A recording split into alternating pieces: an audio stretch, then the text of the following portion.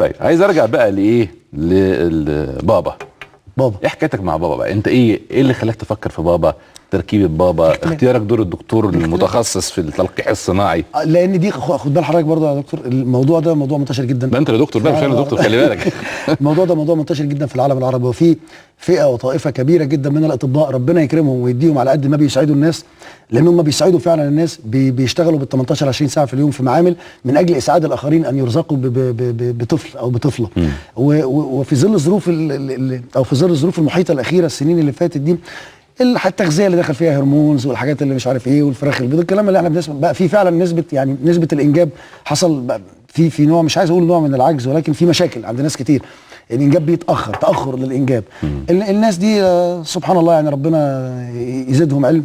الناس دي بتسعد الناس دي وبتساعدهم في ان هم يرزقوا بطفل، وشغلانه شاقه جدا. انا دخلت المعمل وتعقمت وبصيت في الميكروسكوبات والحاجات دي وقعدت مع دكاتره، عشت التجربه دي، تجربه شاقه جدا جدا جدا. ولكن بجد الفئه دي من الاطباء ربنا يجازيهم خير، لان الموضوع ده انت مش متخيل.